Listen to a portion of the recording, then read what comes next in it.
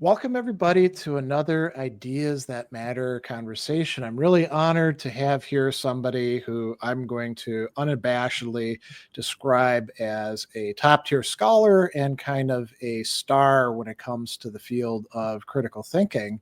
And that's Dr. Linda Elder, who is president of the Foundation for Critical Thinking, executive director of the Center for Critical Thinking. She's authored a lot of books, and we were talking a little bit earlier about some backstory stuff, which we'll get into.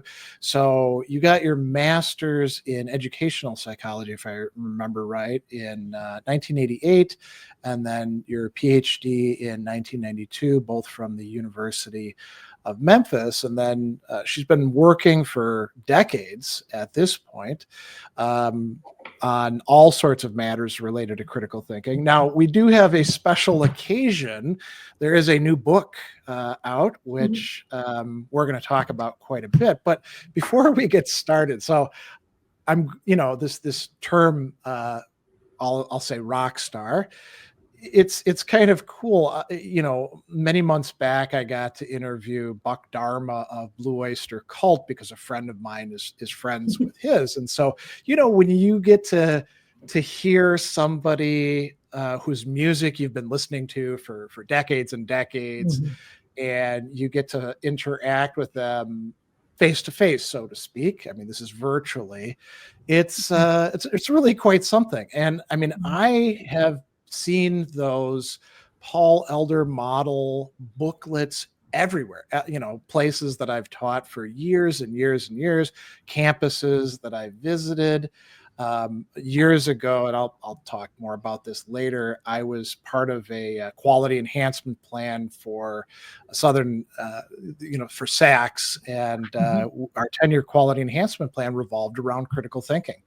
And so, we had to explain the difference between the Paul Elder model and the APA Delphi model and all these other sorts of models.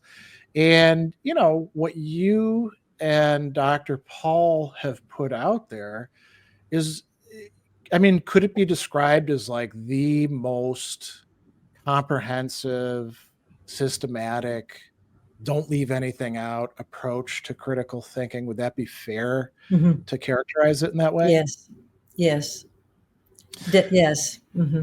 Let me, if I could, just first of all, for those who want to make sure that we achieve accuracy, my master's degree is in psychology. My doctorate is a doctor of education in educational psychology. Okay. Right. Let me jump in then with the earlier point, which was, is this the most comprehensive approach? And let me just talk a little bit about the history and then bring us forward to the importance of this robust approach to critical thinking. If we go back in time, we're going to find lots of links to critical thinking, what we didn't call critical thinking at the time, but was certainly that, such as, for example, Socratic thinking. So Socrates was trying to get underneath the thinking, was trying to find whether there were problems in the thinking. He was trying to help people see when they were self-deceived. He was saying we've got a whole lot to figure out here within the human mind. And then moving forward with other thinkers and theoreticians, namely Stoic philosophy. And there are a lot of, there are a lot of threads in the tapestry bring us forward to moving into the 1950s and 1960s, the revolutionary period, that we want free speech, we want better schools. We're seeing the schools are not serving the purpose of what? Critical thinking, which begins to emerge as a concept let's say barely in the 1950s. Moving in the 1970s, we have philosophers, primarily philosophers, but people from other fields as well, saying, well, let's figure out what is a rich conception of critical thinking. And these people, the primary theoreticians, were coming together. For example, Richard Paul started the first a conference on critical thinking in 1980. He was actively bringing people together from these different but overlapping ways of thinking about critical thinking. So these theoreticians were influencing one another. And and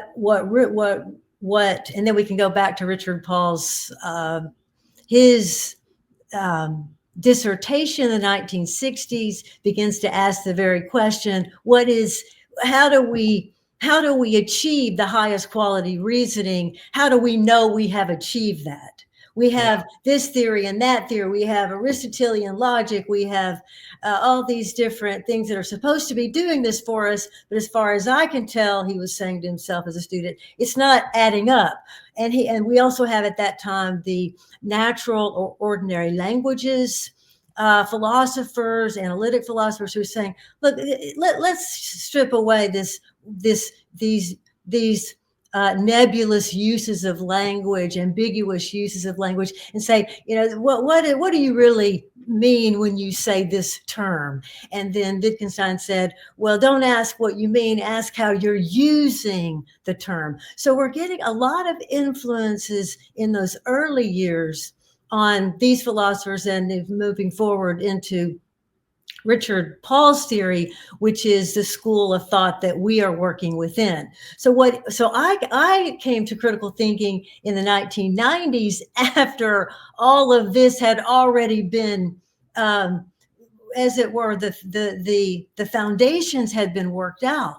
And what Richard said is, okay, we have a lot of lists, and he had his own list, skills, list of critical thinking skills, critical thinking abilities. Oh, wait a minute, this is looking like these are more complicated than these. These look like micro skills. These look like macro skills. How do we create a theory that is usable by humans in everyday life at the maximal levels? That this was always his question. And other philosophers were not necessarily asking that question. Some were asking, well, how do we retain what we've used in the past? And that's still being done, such as informal logic.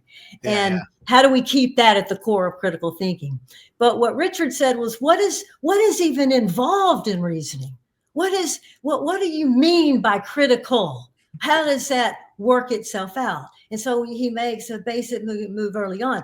What are the parts of reasoning? What are the parts of thinking or reasoning that are always there? How do we narrow these down?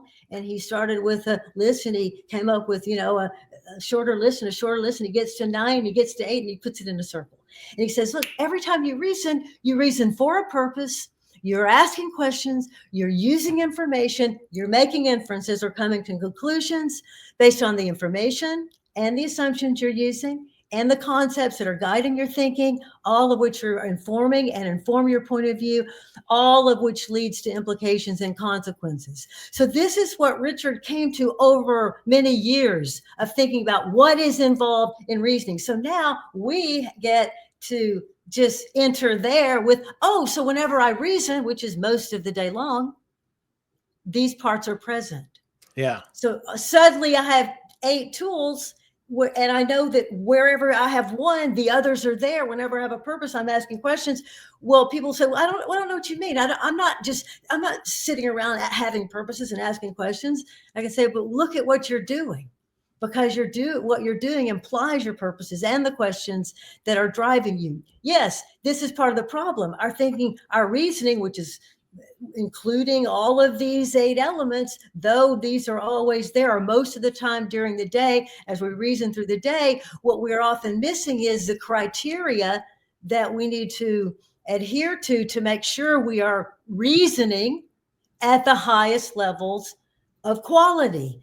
And so Richard said, well, what is this criteria? And so he looked over here, and the philosophers were saying, well, you've got these, you've got validity, no, you don't, but you don't need to worry about truth over here. But you've got these other over here. You've got truth, and then you've got logic, and you've got them all scattered about.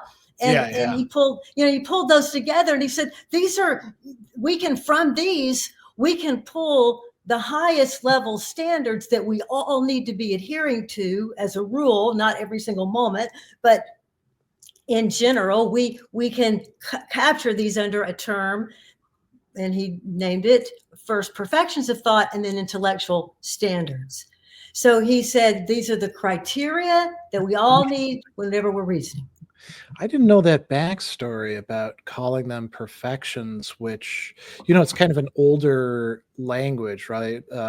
Reaching their goal, and actually that ties in with something else that it's a real strength of the approach, which is talking about intellectual virtues, not just like procedures or here's the right questions to ask, but what would a properly functioning reasoner actually characteristically, reliably look like in situation after situation? And I don't see that in a lot of other approaches. I taught critical thinking as a class for many years, and I think you're even more familiar with what critical thinking textbooks typically look like. There's a bit of formal logic, a bit of informal logic, some stuff about Mill's methods, some vague stuff about advertising in a chapter, but there's nothing like talking about, and the ancients did this, what characteristics of mind should you be aiming at developing, right? So, I mean, two questions. I mean, one is how did that become a central aspect of this approach? And then second, what do you think happens when people don't have that in their approach? Right. Well, first of all, an early move that Richard made in his thinking was that it's obvious that if we have intellectual standards, then one of them is fairness. Right. It just is. Yeah. And if you are, let's say, considering all relevant viewpoints, well, by that we mean in good faith. In other words, we don't mean you considered them to dismiss them. We meant that so considering relevant viewpoints, so relevant being the intellectual standard there. So in other words, if you're just using what we call essential intellectual standards, even without fairness, you're still going to enter ethics, because ethics is an implicit part of human life.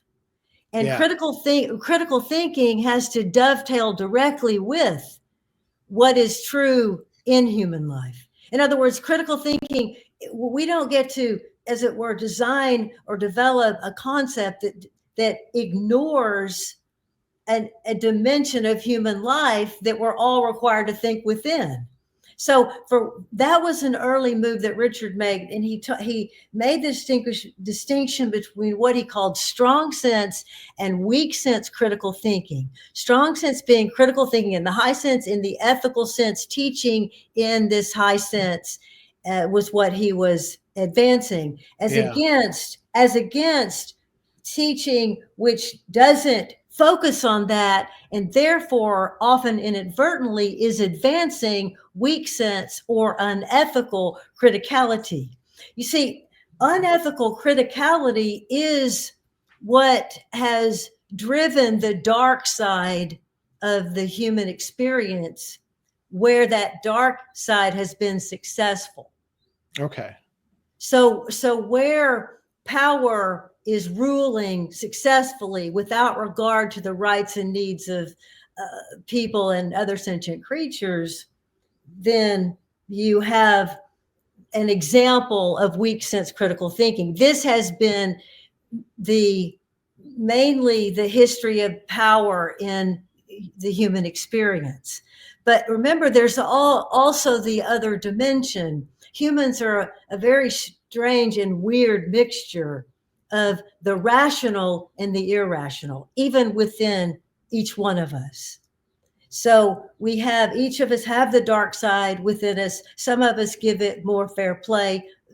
Play within ourselves, not fair play, but some people indulge their egocentric side. Some people indulge their desire to have everything even if that means other people have nothing.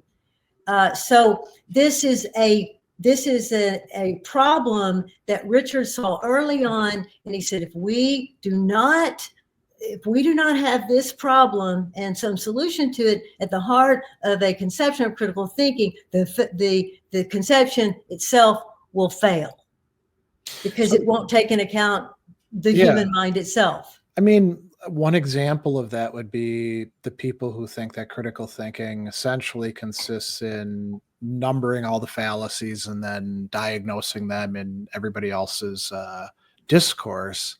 And, you can use that for good purposes, but you can just as easily use that to dismiss people, to shut them up, to exclude them. Mhm. And I mean, it's also bad for you if you think that all you need to do is be like numbering off fallacies or having a checklist. That's not good for one's own thinking and development. And you do see a lot of that, especially on the internet these days. Well, the again, any conception of critical thinking that we should get behind as scholars Yeah, must do certain things. And one is that it must address the, first of all, you said the virtues. I didn't, let me go back to, let's say, a more broad view of our conception, giving it all of its essential parts. So I talked about Richard's early thinking about the elements. So whenever we reason, there are these parts, and we're reasoning throughout the day many times. We have these standards that we need to adhere to. But at the center of our approach is an emphasis on intellectual virtues. And ethics is an essential part of that, but it's not the only part. For example, intellectual perseverance is an intellectual virtue, one that you could apply, and people often do or adhere to, without adhering to the ethical dimension. But where you have ethical courage, and where you have intellectual courage and intellectual integrity and intellectual autonomy, then you get into the ethical dimension, intellectual humility. Not every time, but we're going to see lots of links here. Confidence in reason. What is confidence in reason? It's really very simple, as many things in critical thinking are, but they're so easy, they're hard. Follow the facts wherever they lead you. But you see, that means that you, number one, do not fear that where they lead you. And number two, you are actually following the facts and not something that you are just thinking are facts. That leads to something. I was going to ask you about this observation. So I don't teach critical thinking classes typically that much anymore, but I was for a while at a university where it was a required course, and everybody who was hired for philosophy taught 4 sections every semester. So you got really, interested in how to adapt this stuff. And I think, looking at your own background, I don't know if you taught it quite as monotonously in that way, where you're doing it every single semester for almost all of your teaching, but you certainly progressed as a critical thinker by teaching it. But in the, when I was teaching in that intensive a way, it was 2008 to 2011, I would read the critical thinking textbooks, and they would have, sort of editorializing, and they'd be like, this is really, really important because we're living in a time when people are, buying into conspiracy theories or allowing themselves to be swayed by this. And I was like, I think things are getting on the whole better. I could think back to like growing up as a kid and all the crazy things we used to believe in because it was on TV. And so I thought I saw a trajectory where it's not as if we wouldn't need critical thinking, but there would be less societal challenges across the board to some of the alarmist stuff. And now we're here in 2025, and we've had like a whole decade of just craziness in the public sphere, and people buying into all sorts of things that, when we were younger, you could find a lunatic fringe that would be like, denying Mhm. these things. And many of these have become mainstream, and not just in America, but in many other places as well. I'm not saying that people like Lewis Vaughan, with his textbook on critical thinking, was always right about everything, but it does seem like it was mistaken on my part to think that we're getting better and better and better with critical thinking as a society. Right. And Well, so, let me let me respond to that. But if I could, then connect. I would like to just finish the overview of sure, our yeah, yeah, approach, because there are two parts, and this will directly connect with your question or your set of questions there. So, if we place intellectual character development at the center of our thinking about our own development as critical thinkers. In other words, if we say what critical thinking can do for me is help me develop as a critical thinking person, that includes skills and also dispositions such as right, intellectual humility and intellectual arrogance and intellectual autonomy and so forth. And so these are these are what we are trying to achieve. We're trying to achieve these. We're trying to embody these. We're not going to embody them perfectly. No one ever will. And we use the elements of the standards as tools for these are complex sets of tools, of course, in this process. But we all have to remember that there are two primary barriers that exist in every human mind to the development of criticality, and those we can place under the huge umbrellas, if you will, of egocentric or sociocentric thinking. yeah, So egocentric thinking, very shortly, meaning either selfishness, individual selfishness, and we can think of examples of that, just not our own from our own life, but we can think of other people who are selfish. yeah, And so selfishness, that's easy. But the other one, the other type of egocentricity is being locked within your viewpoint that is somehow not mirroring reality, but to you, the logic is perfectly tight as long as you keep it at the unconscious level and you don't really check for logicalness and so forth. And this is presupposed in egocentric thinking that it's at the unconscious level, at least to some degree. And then sociocentric thinking, we can think of in parallel to egocentric thinking. So if egocentric thinking is selfish, sociocentric thinking is what I call groupish, or engages in group selfishness. yeah, That seems like it doesn't make sense. Group selfishness. So groupishness, or it's locked into group thinking. Again, parallel to locked in individual thinking. So the point is, now bring us forward. So what we all need to know is that we need to be using these tools to develop our minds, either to become more mentally well if we suffer from, let's say, things like depression and anxiety, and many people do. And I'm not talking from a clinical perspective, but from, let's say, an everyday perspective. Or if you're wanting to become self-actualized or self-actualizing and you're not seeing a clear path, then the tools of critical thinking will be very useful in those capacities. So, but in any case, what we're all going to have to realize is that often, let's say, speaking from my own voice, I am my own worst enemy. So the person who is either always having to be right, mm, or the person who is always having to be validated by someone else. You see, people needing to be validated is a tremendous problem for mental health, for mental well-being. If you're getting your sense of well-being from someone else, you're in trouble, even if it's working, yeah, because you're depending on someone, and that person or whatever it is may not be there. So we have to center ourselves in ourselves, but not in an egocentric way, in a way that we are trying to achieve what we want, developing the tools of criticality, while also contributing to the common good insofar as we can, given where we are in our lives. So in other words, if someone says, look, I'm just barely able to take care of myself, then I would say, then that's what you have to figure out how to do first.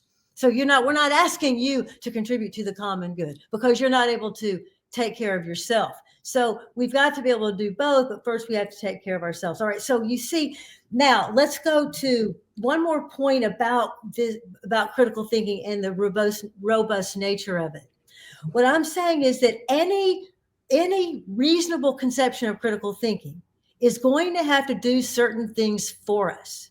It's going to have to help us figure out what's in our reasoning. It's going to have to give us the criteria for reasoning. It's going to have to give us a roadmap for intellectual character and ethical character. And it's going to have to help me with my own egocentric and sociocentric nature. It's got to do all of those things.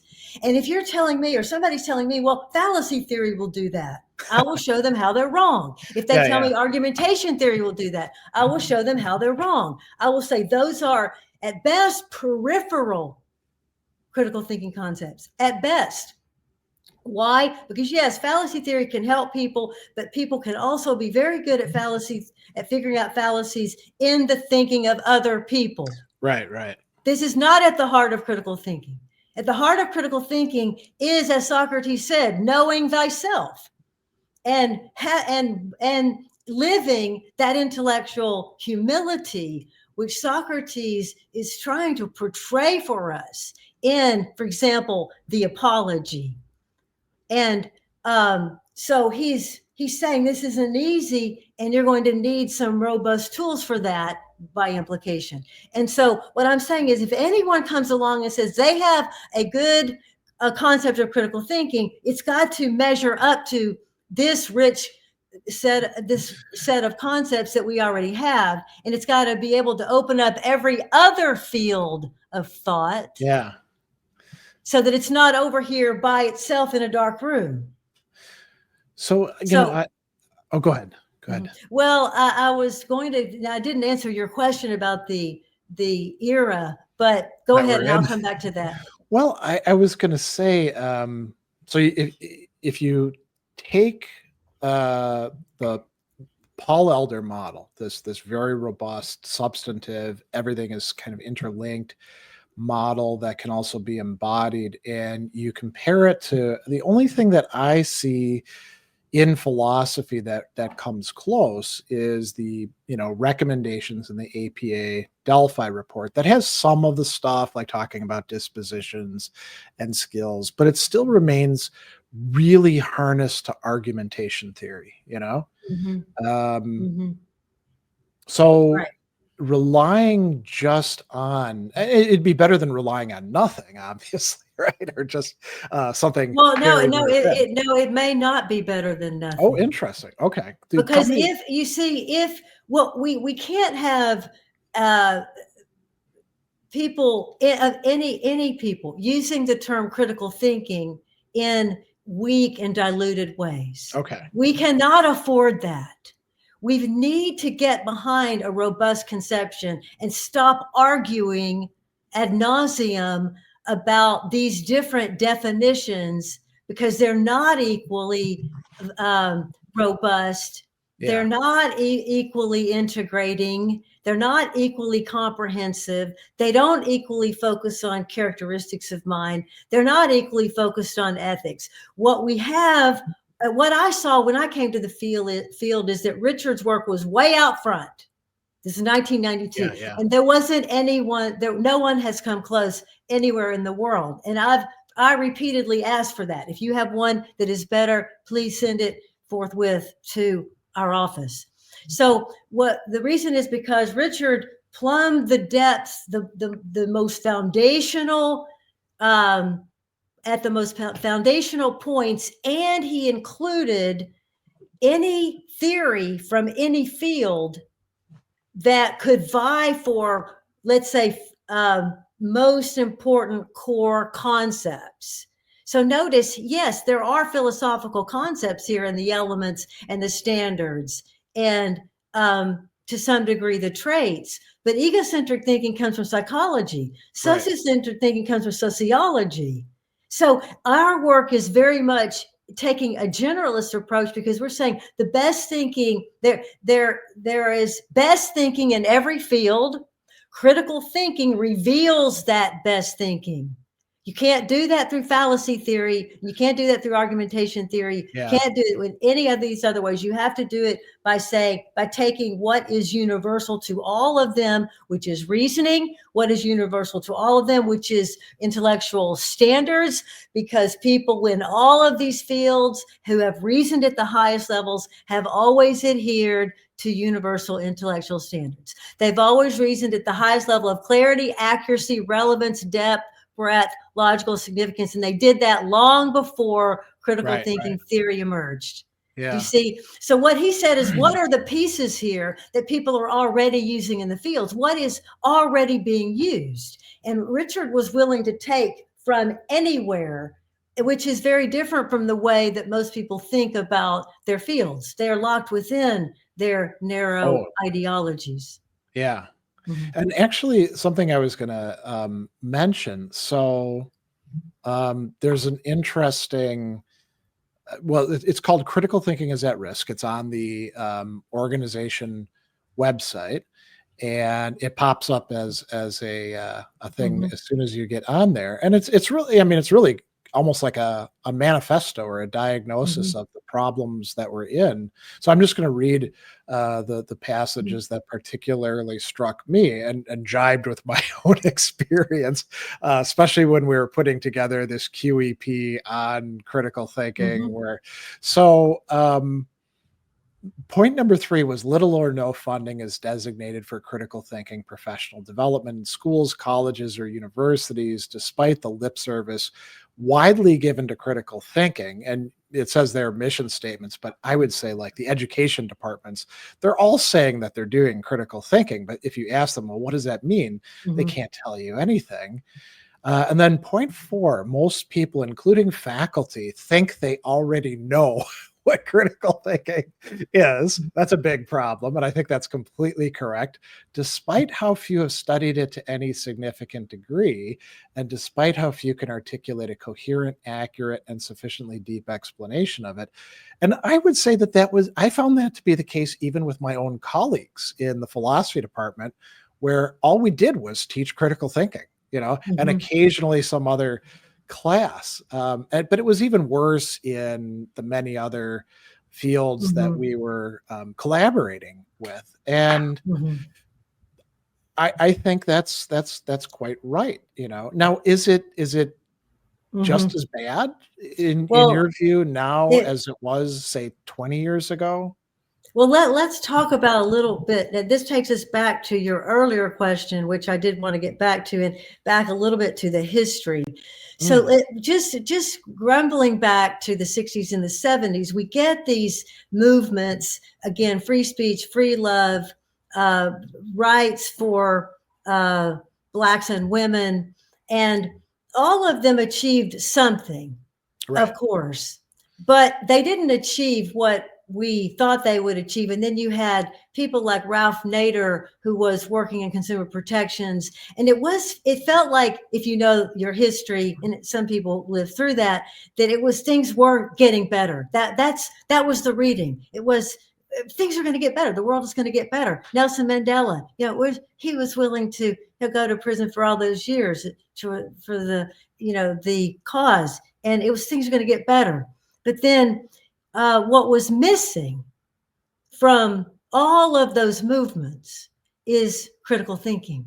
Mm, In other words, they had enough critical thinking to achieve some of the goals that were noble, yeah. but not enough to carry them forward to transformative kind of world for the human being.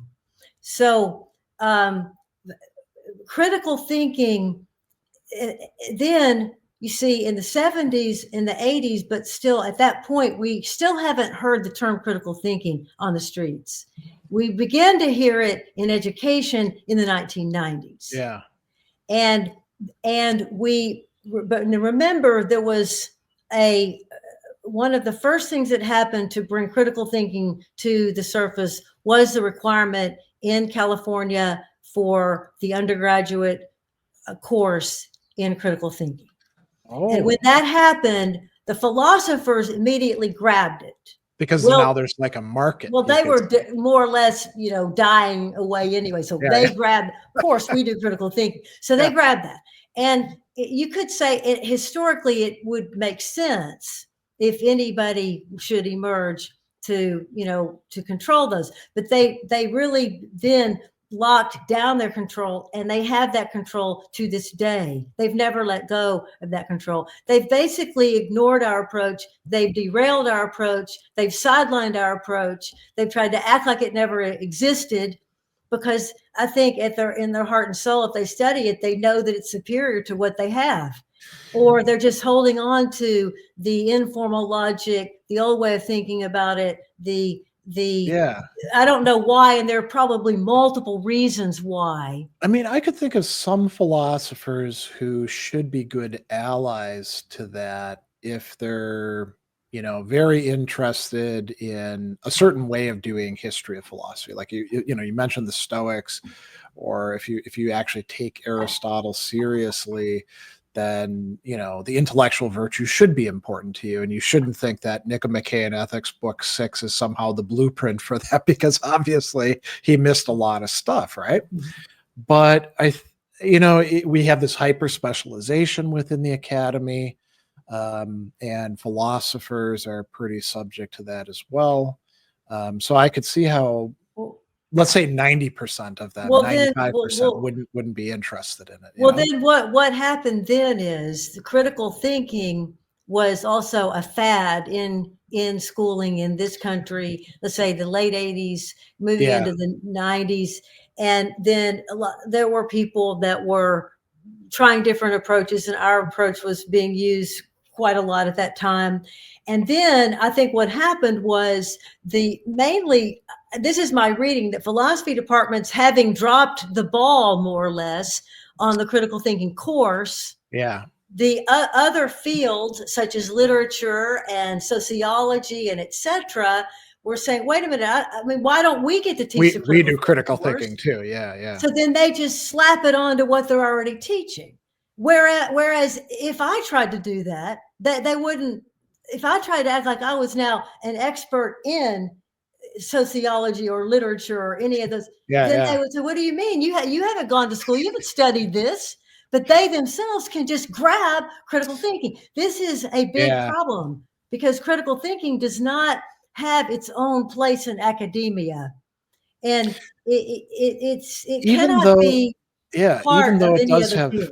even though it does have rigorous articulation and standards and stuff like that, if you know where to look, right? I think you're Well, right about that. we have to we have to accept that there are better and worse approaches to critical thinking, Yeah, and we need to embrace the best approaches, because we don't have time for the rest. And if they're at the core of a robust conception, we'll use them. If we've been studying this for 20 or 30 or 40 years, and then we have time for peripheral concepts, we'll come around to your peripheral concepts. But until people understand that whenever they reason, their parts are present, these parts are present, and they can be using these basic tools every day to improve their reasoning, and they can be really focusing on development of their intellectual character and their ethical character, and they can do this directly. There's no yeah. need to dance around these other theories. Again, we don't have time. So what I'm saying is, in the revolutionary moments or movements that we've had, what has been missing in the end is a robust conception of critical thinking to move the process forward.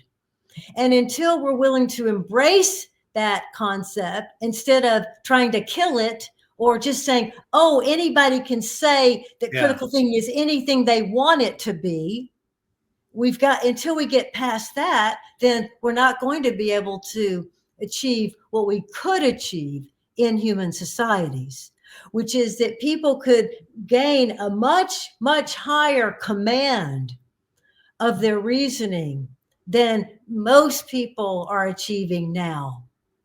So So, so that comes back to, do you think we're worse off as a society? Or we'll just take American society, in 2025 than say we were in 2000 or 1980, as far as people buying into things that are, I mean, we can talk about intellectual virtue, and then the opposite of that is intellectual vices. So let me put it to you this way. Are Mhm. intellectual vices more widespread now than say 20, 25 years ago? Or is it really about the same and we're just Yeah, I think we have to be very careful here because um, we would need to look at this from a much broader historical perspective. okay?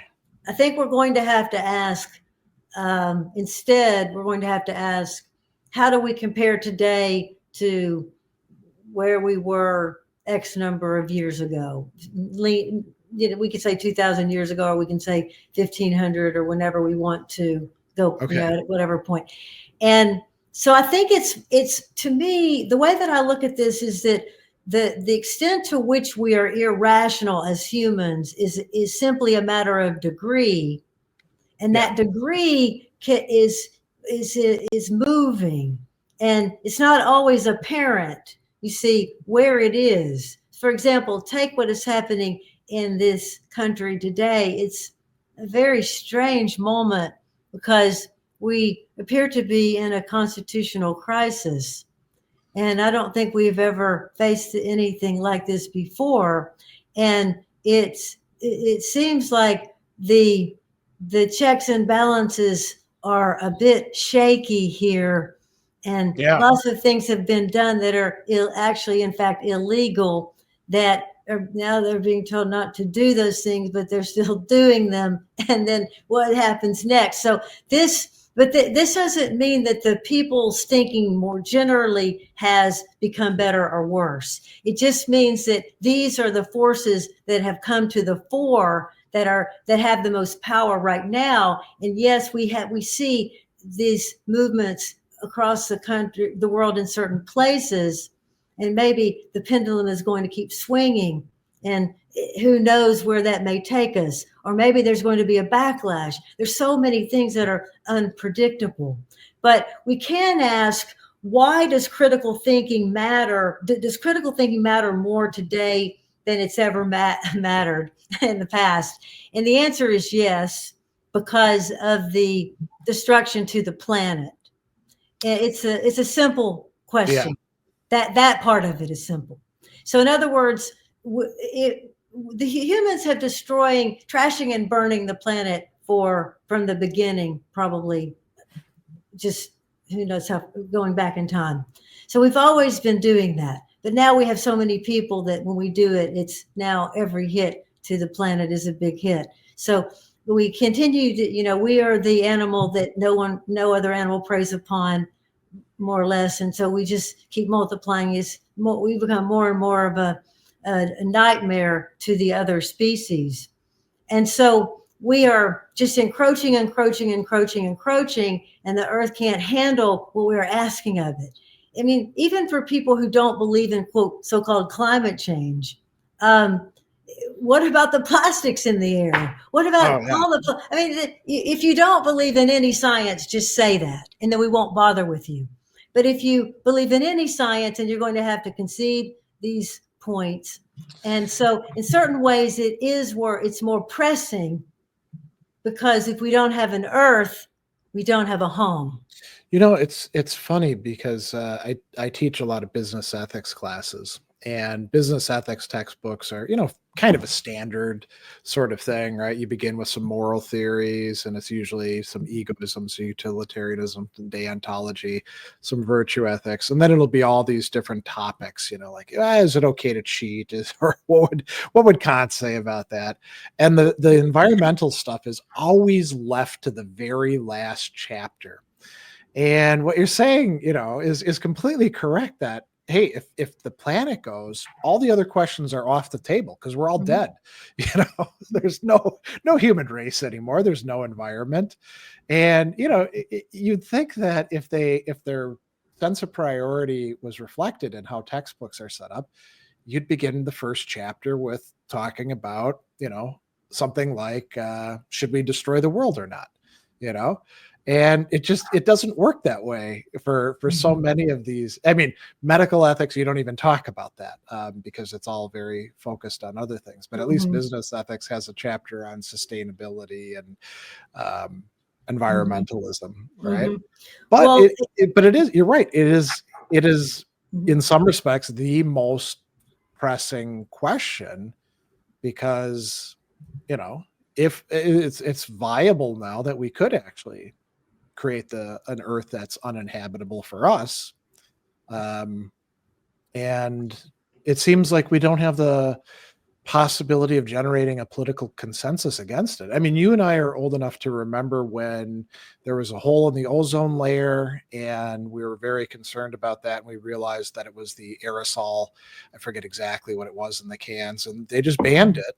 And even people who were, kind of leery of that were like, yeah, I think we probably need to do this. But any sort of environmental protection now is sort of a political football. well, it's it shouldn't be Yeah. political. It's science. It's scientific fundamentally. It's part of science. It's what is going to be required for the Earth to be well, Yeah. and this is one of the things that critical thinking does for us. It cuts away the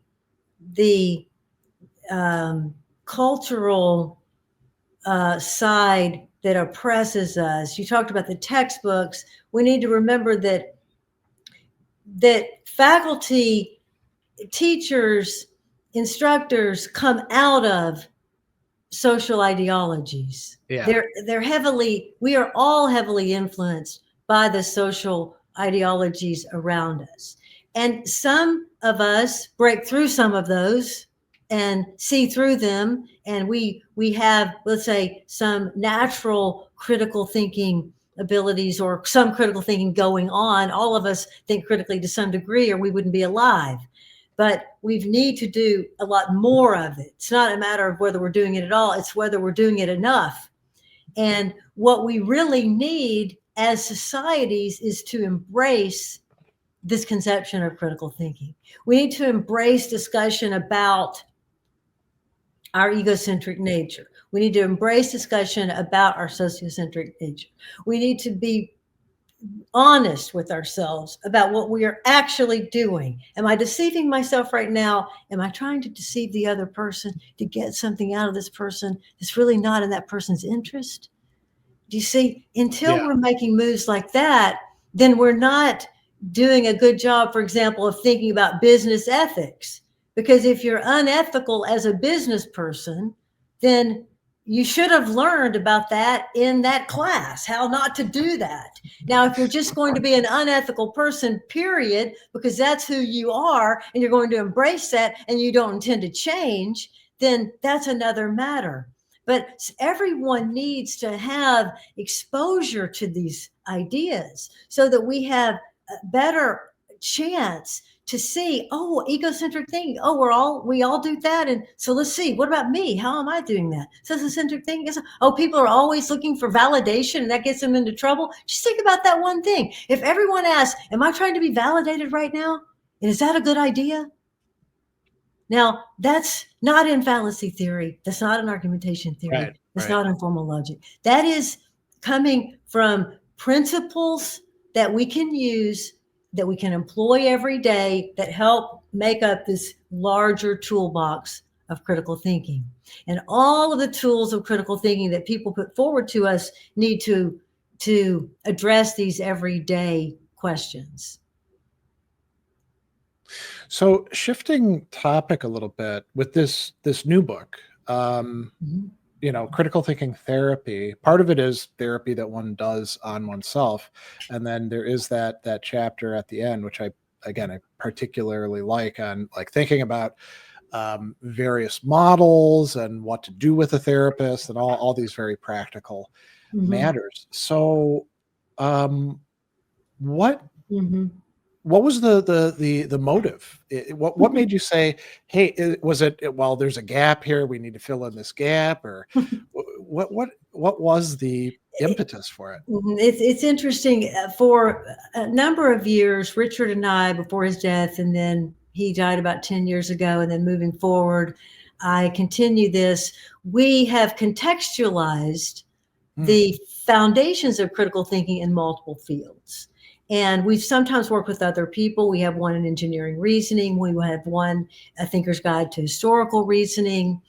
And I have always been interested in the human mind more from, let's say, a psychological perspective and a sociological perspective in terms of my natural orientation to the theory. And I always thought that we needed a contextualization for people that were, let's say, either psychologists or social workers. I wasn't sure exactly how to frame it. But it was the one piece that I always felt that I wanted to write, where I took the tools of critical thinking and contextualized them for this area. And then I had the idea that if we have the term critical thinking therapy, then this could be a robust introduction to critical thinking itself. Okay. To and lead people in. Yeah. Well, because we seem to be singing in the wilderness to some degree. We want to hear the song. We want the song to be heard. We want people to join in to the song, so to speak. That was part of the reason. But all of these came together to a book for therapists and or a person interested in developing his or her own intellectual and emotional development. So, and this book can also be used, as it turns out, it can be used as a textbook. So, and by the way, you have the black and white version. I have the color version here. So you can see it's quite extensive, because what I've done is, again, taken the primary tools that I've mentioned, the elements of reasoning, intellectual virtues, intellectual standards, the barriers of egocentric and sociocentric thinking. There's a chapter on each one. And I've said, if you understand, here's a little bit about the theory, and now let's apply this to your own thinking in terms of your emotional well-being. So there are activities throughout the book. Yeah. That I will say too is one of the real strengths of this. I think you understated a bit in saying that there's activities throughout. We should say there are really well thought out activities with many components to them. I mean, a person could probably take any one of the activities that you've provided in here, and I think there's probably at least 100, and apply them in productive ways that you wouldn't just do, say, in one exchange or in an afternoon. I mean, you could keep coming back to these over and over again. So it's an incredibly rich book, Yes, it's designed that way. The chapter 1 is just activities. Now, one of the things that people should know also in this book, as you mentioned, there is a very brief critique of some other primary theories that are used in mental health. And it's again, very brief. And I mentioned cognitive behavioral therapy approaches, and I spend a little more time with that, and the work of Albert Ellis in irrational emotive behavior therapy. And what I argued in the book is that Albert Ellis came along in the 50s and the 60s and the 70s, 80s. He's writing what was really the best work still extant in cognitive behavioral therapy. And what happened is then after he died and time has moved on, his work has been largely ignored and for much more diluted work typically. Yeah.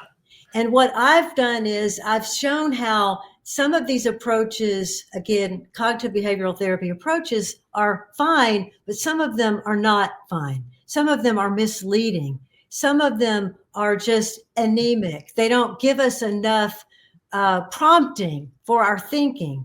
And what you see in these activities in this book, as you're mentioning, is a thorough approach to thinking about, let's say, here's an example, intervening in your bad habits of thought. Yeah. And here we're asking you to look at yourself in the next 24 hours, observe your thoughts, and then you're going to have to make a list of the powerful thoughts that you had today that seem to be bad habits with you.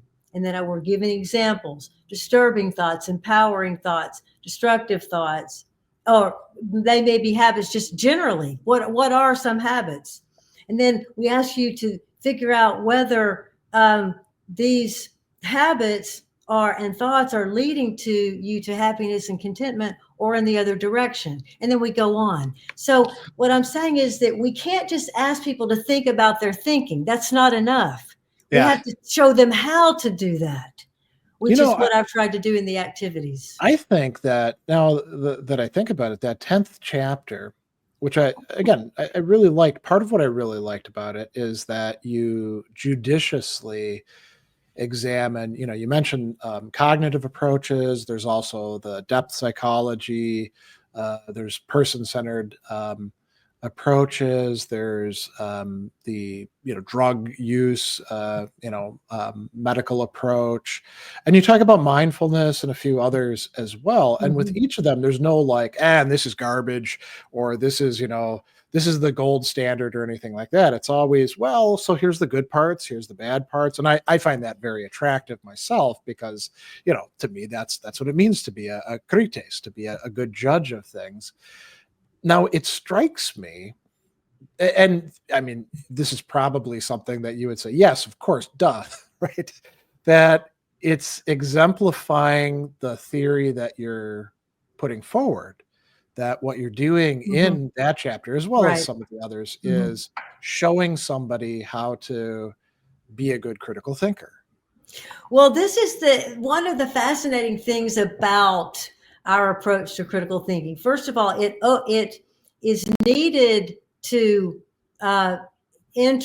open up and examine and transform my own thinking. So I need all of these tools that are laid out here in the book, but I also need these same tools to help me critique any other thinking in any other field.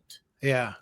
So that means that I have to know, for example, if I go to a therapist, one of the arguments that I make in that chapter 10 is, if you're going to a therapist, you need to know the theories that the therapist is using. And often that's a really interesting point. Yeah. And often the therapist may not be able to even articulate those. And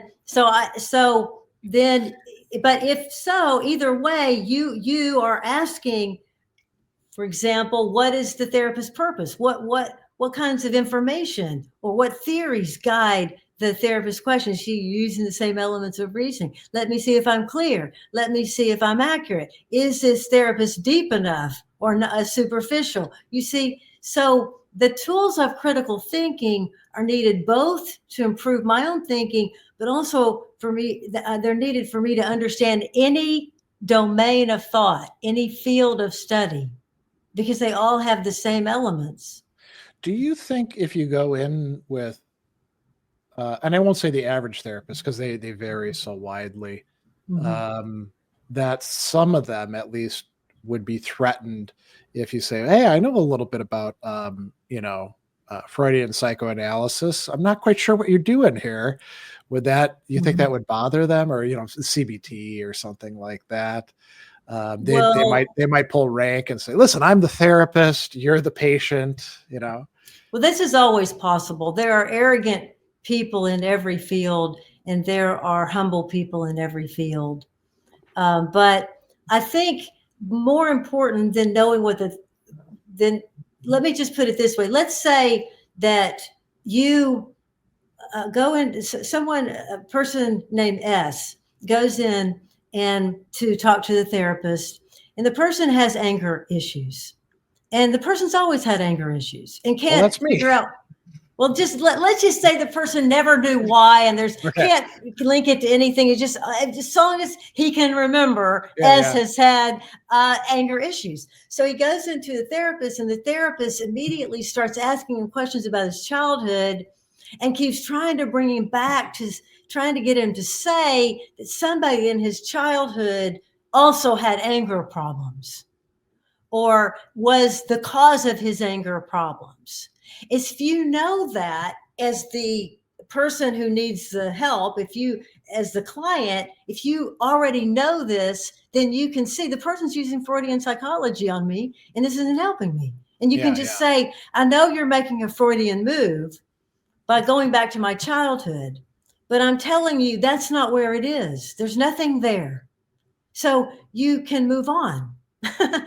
And Yeah. that there are a lot of theories that are half used. For example, Freudian theory, the whole idea that it is through our conditioning that we are who we are. In other words, your conditioning determines who you are. That's Freudian, that's psychoanalytic in orientation, but it's not necessarily true, because you come to the world with your genetic predispositions, and those interact with the environment. And that is, and it's this getting, grasping that is difficult. People say, which came first? And then we get back to the chicken and the egg problem. What I'm saying is that we can't automatically, we don't want a therapist automatically to say, well, it's coming from this person's past. But because this theory is so prevalent in human societies, this conditioning theory, most of us never really think about what we're talking about here. That maybe it's not conditioning at all. Yes, maybe those things happen. Maybe those bad things happen. But maybe that doesn't have anything to do with why I've got anger problems today. It may or may not. Yeah. So knowing the theories that are being used on you as a client is essential.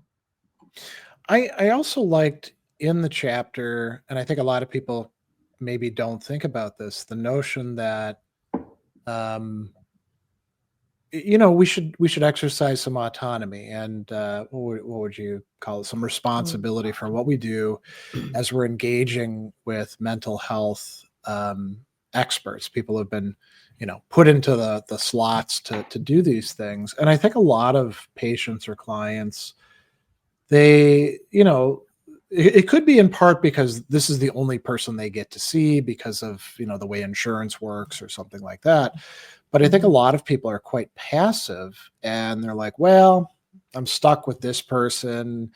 Got to go, with, they're the expert. They know what they're doing. And it seems like a lot of people wind up with therapists who are just not a good fit for them, And so, and you're advocating, hey, don't let that be you in this chapter, I think. Well, what I would want is for all therapists to have knowledge of all the tools of critical thinking available to the field of therapy across the board. That's the first thing. And so I want therapists to have access to this full toolbox, not just a little bit of it, which is what they have now in therapies like cognitive behavioral therapies, which vary widely. So they'll make some of these moves. Okay, they'll say, for example, think about your thinking underneath your feelings. That's connected. But what I'm saying is we need to make that a much more robust process, number one. Number two, all of us need to understand mental well-being as a challenge for each one of us individually from the beginning of really our consciousness, the time of our consciousness, put it that way. You could say the beginning of life itself, but in the beginning, in other words, all of our lives, we have got to figure out how to keep ourselves or make ourselves emotionally and mentally well. All of us have this same challenge. For some people, it's much easier than for others. And often by nature. It's all right to say that. It's not a problem to say that we're genetically different. But now so the people who struggle more are going to have to find solutions. The solutions that have been given to them to this date have largely been ineffective. In other words, they haven't solved the problems. Yeah. And a lot of those have been medicines, pharmaceuticals. And again, in the book, I'm saying, beware, be careful, know what you're doing, know that we lack longitudinal studies on most of these medications. They're typically designed for very short-term use, and they're used long-term, and there are lots of long-term implications.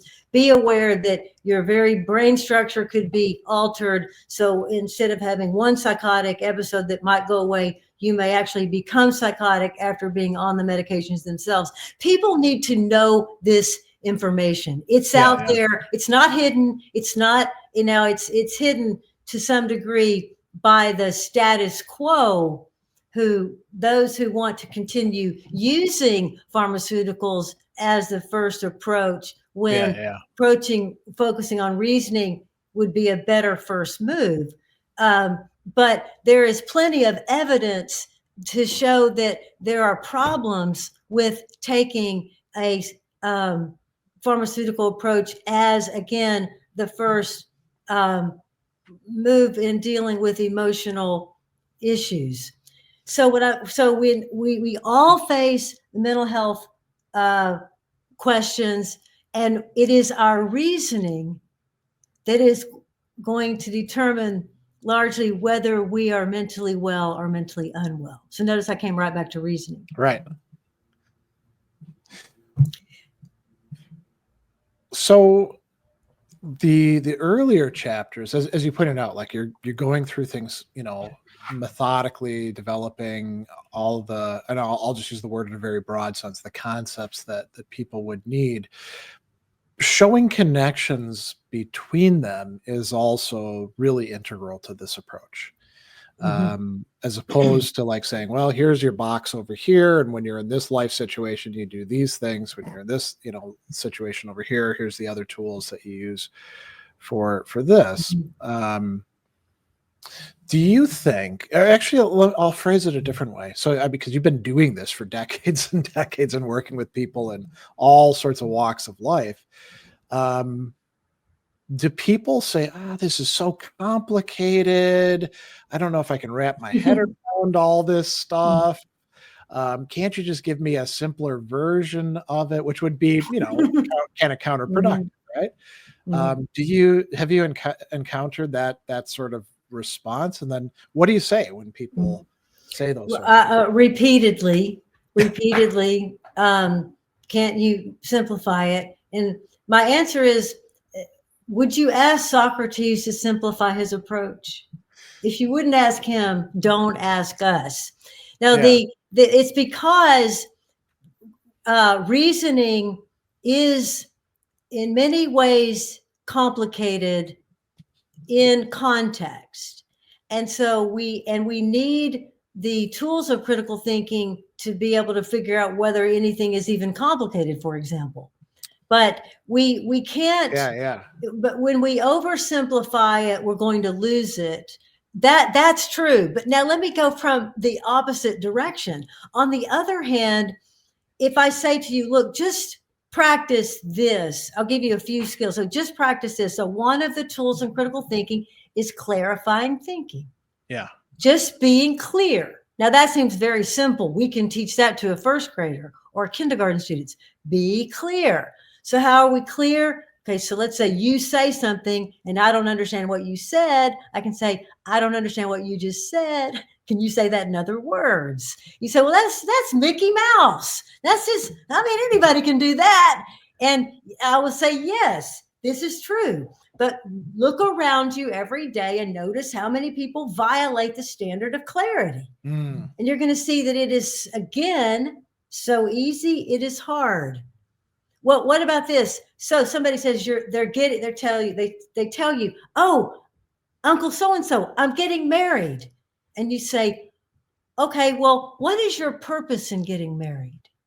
And what are the questions driving your thinking Yeah. as you determine whether to get married? What information are you considering about this other person? And what information are you ignoring about this other person that you don't want to see? You see, and what is your very concept of marriage? And most people would just, what do you mean? I'm just going to order my dress. I just came to tell you I was getting married. I don't want to hear all that. Yeah. Yeah. So this Actually, I mean, that's like a great topic for it, isn't it? Because people get so invested in, it's my big day. This is what I've been looking forward to. You know, we've got to meet with the caterers now. What about the cake? You know? I know you can't. I know I was driving down the road and I saw a sign that says, I see it in the same place every year. It's going to be a wedding, it's a bridal, whatever, showing. And Okay. so it's February, you see, and so everybody's going to get married in May or June. So they have to get all of the latest. And then our question is, and will the marriage last?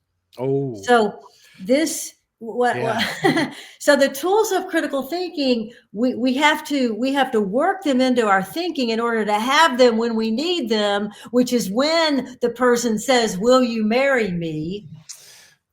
Yeah. I'm or when you're laughing. at that moment.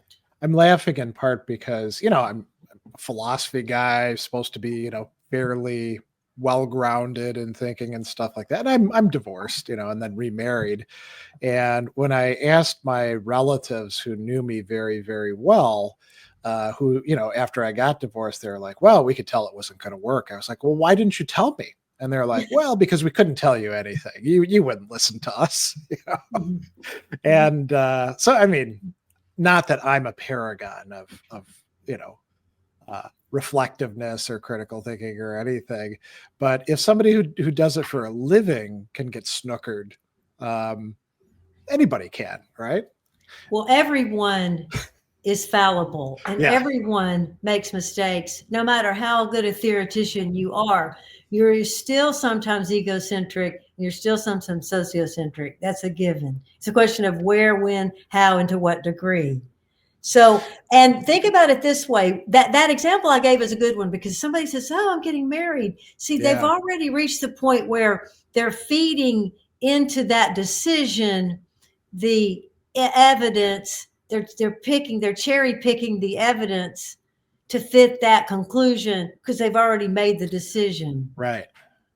And so they're not going to hear anything to the contrary. Do you mind if I ask you a kind of personal question about the critical thinking stuff? Sure, go ahead. We'll see. So, you've been working with this stuff for years and years and years, and, studying it intellectually, but also applying it within your own life. So, of the aspects of it, which is the one that gave you the most trouble? Mm-hmm. Yes, that's easy. Well, you see, the teaching people intellectual standards, the theory is easy. Clarity, accuracy, relevance, depth, breadth. This can be almost a mantra. The elements as well, purpose and questions and information. And so that's easy stuff. So it seems, right? Yeah. And then the virtues. Oh, that's okay. So intellectual humility. Okay. So distinguishing between what I know and what I don't know. I can get a grasp on all of that. But I kept noticing early on that it was my own, I'll just say egocentric thinking, self-defeating thinking, which was a problem when I did have problems. And so, for example, one of the areas that I've struggled the most with is in my own writing. So early on, Richard and I, we always wrote everything together. And he had already been writing for many years, and I was relatively new at that. And so we were writing together, and I was feeling my ego was constantly bruised, and just one time I said to him, it seems like you're eating up all my words. That's a beautiful, see, that's exactly what the ego would say. Yeah, you're eating up all my words. And now when I write, I'm constantly eating up my words. I'll write a sentence and I'll take it back, and write a sentence and take it back, and write the word. And hey, that was a pretty good one. Hey, this one's even better. So I've improved a lot. But I think a lot of scholars can relate to that, where they'll say, for example, I've written a paper, I'm going to submit it to so-and-so journal. Would you read this for me? Yeah. Give me your thoughts. And we all know what the rest of it is. Well, all we really want to hear is, my God, you're just amazing and wonderful, and everything you write is perfect. And then if it's all red marked and it's, forget this, I'm not even going to look at it.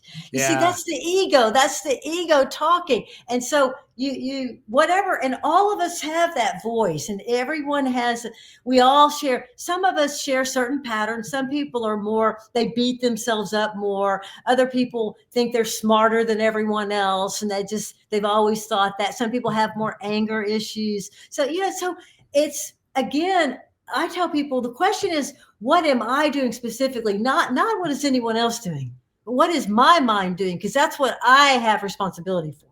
And if I have command over anything, it's that. Yeah. So I'm going to make the deliberate moves. Oh, I see the ego. You're not going to get away with that. So some people, let's say, are procrastinators. They don't want to get it, they just can't get anything done. So they have to see that that's not, now sometimes it's good to just put things off. I'm talking about, let's say, a chronic procrastinator. Right. So if you're that, then you're going to have to say that it's not going to do, that's your dark side, your egocentric side, your self-defeating side. It doesn't matter what you name it. It's the name is not the thing. The phenomenon, whichever, that's what we need to focus on.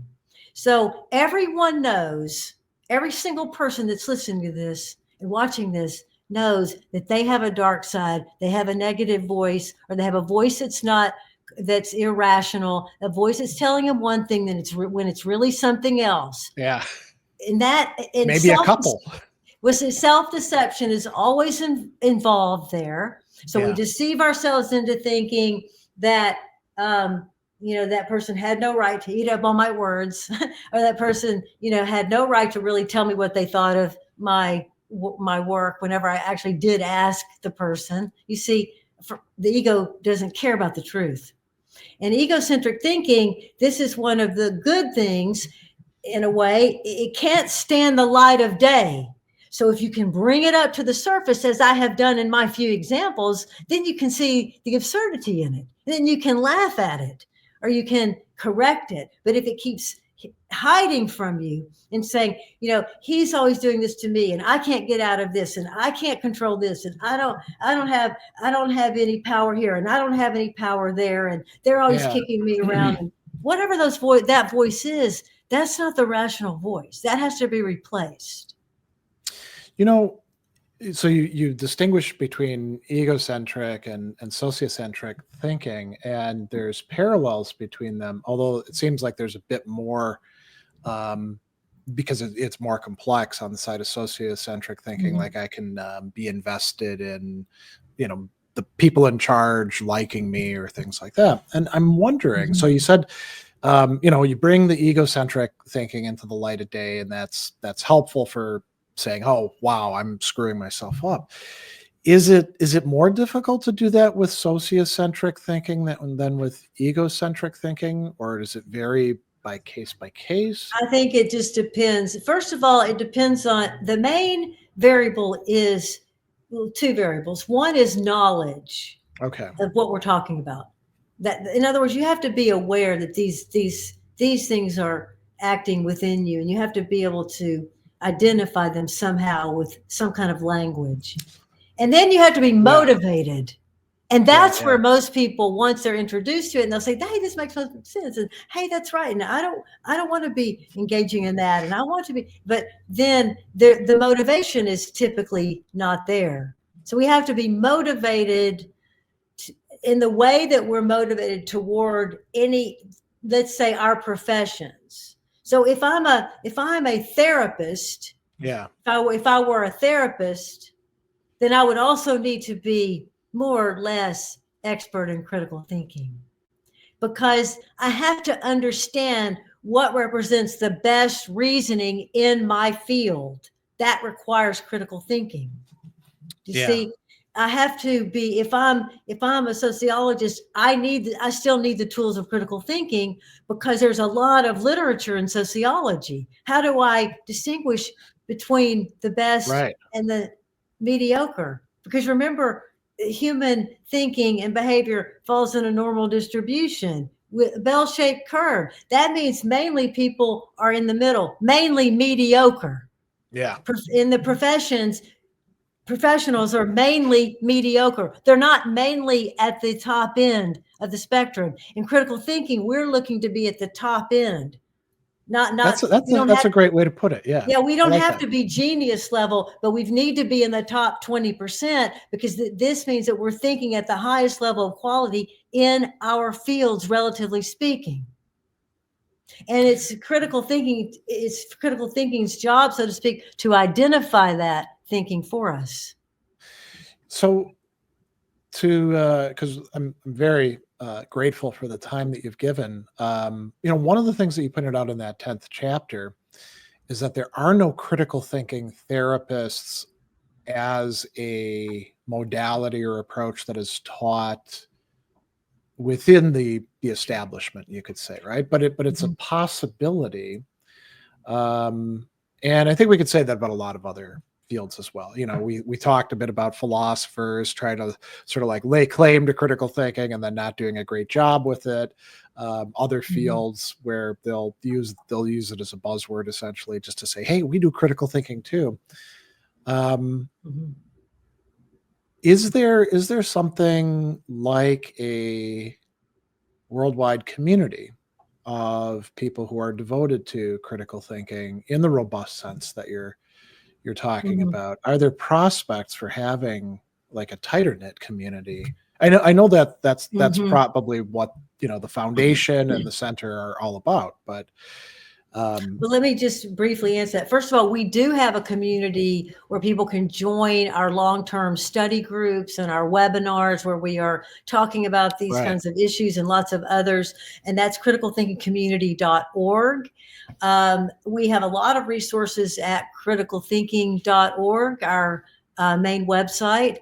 But our criticalthinkingcommunity.org is a subscription website. We have a huge library there, lots of activities there. And again, we have study groups. And I want to mention, we've been running long-term study groups now. We have the longest one has been going about 5 years. And we have one that's been going a little over 2 and one that's just started. And these are relatively small groups, and we're studying critical thinking, but we're also bringing in classic literature on what I call the essential classics list. Many of the books that we read are listed in critical thinking therapy in the appendix and in the recommended readings list. So you'll recall that I have a section on the importance of intellectual development for some of us for our mental health. In other words, what I argue is that in the end, you've got to decide how to keep yourself mentally well. Does that mean going to art classes? Does that mean playing with your grandchildren more? Does that mean what does that mean for you? For some people, it means intellectual development. And if you need that, don't think you're going to get that somewhere else, because you're probably not. So people come to us who need that. And so we read in the classics, we read in Seneca, we read in Epictetus, we read in Albert Ellis, and we read Nelson Mandela's autobiography and Frederick Douglass's autobiography. Great thinkers who exemplify criticality, and we're looking for that thread of criticality running through those classics. This opens up the study group to all people of any background, because we're not focusing on a given field, so it's not just for one area. We're dealing with universals. Right now in one of our study groups, we're reading Jane Austen, Jane Austen's Pride and Prejudice. And the other, we're reading History of Freedom of Thought. So it's we read it widely and begin linking critical thinking concepts together, illuminating those. And I continually am showing people where we will find criticality in these great works. So this is, and we meet every other week for an hour and a half, 2 hours. After 2.5 hours, we say, that's it, we have to go because we're having so much fun. But there's a lot of discussion. Some of it is just, how are you doing? And what do you want to talk about? Some people have been talking about the political situation and just, what are we, what are we thinking? That kind of thing. And we do a little bit of cathartic, have a little cathartic experiences. Some of that is also very important. Just have it. You mentioned the connection, just knowing that you can talk about these ideas openly to someone and that they'll be interested in what you're saying. Yeah, that is something. I suppose there's probably a lot of people who feel kind of isolated, whether they live, way out in the middle of nowhere and they can't find anybody to talk to, or they live in the heart of the city and they just don't know anybody.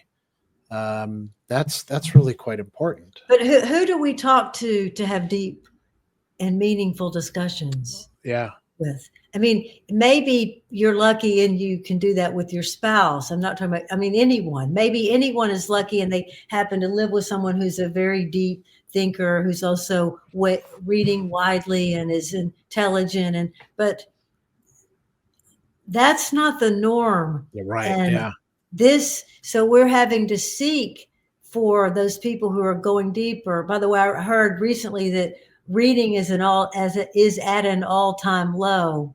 And something like 21% of Americans are either illiterate or functionally illiterate. That is a number that's not acceptable. And so what we need in connection to this is a reading renaissance, but not just reading in classic literature, reading in the best literature so that we can see what that even looks like, so that we can begin to emulate that ourselves. And so that we can connect with that best thinking. Yeah. Mm-hmm. Well, I always like to give guests the last word. So is there anything in particular that we didn't cover that you would really like to get across? I would say that critical thinking is essential to anyone who wants to live the self-actualizing life, no matter at what level you are now, number one. Number two, all of us can benefit from critical thinking. And it does take commitment in the way that if you want your body to be in good shape, you attend to your body in a certain way. Similarly, we must attend to our minds and the development of our minds. We must take that seriously. And when we do, there are so many positives in our lives because we gain command of that voice in our heads. We get executive command of it. We say we want rational command of it. We're going to be applying the standard of logicalness. We're going to be applying the standard of reasonability. We're going to ask more of ourselves, and people are going to want to be around us more because we're going to be more reasonable people and kinder and also protecting of our own selves. So to the extent that you lack criticality living today, you will suffer as a human. Will suffer anyway because you are a human. But our best chance is the greatest command of the mind. And I see no more accessible way than through the tools of fair-minded critical thinking. Well, that's excellent. So thanks so much for the generosity of your time and intellect here. And I'll put links to the book and to all the different things that we've been discussing here. And very glad to have had this conversation. Thank you so much for highlighting critical thinking and critical thinking therapy. It's a wonderful thing for people like you to see the importance of it. And again, critical thinking is for everyone, but very few people are aware that we can have access. So thank you for Well, having you're me. very welcome.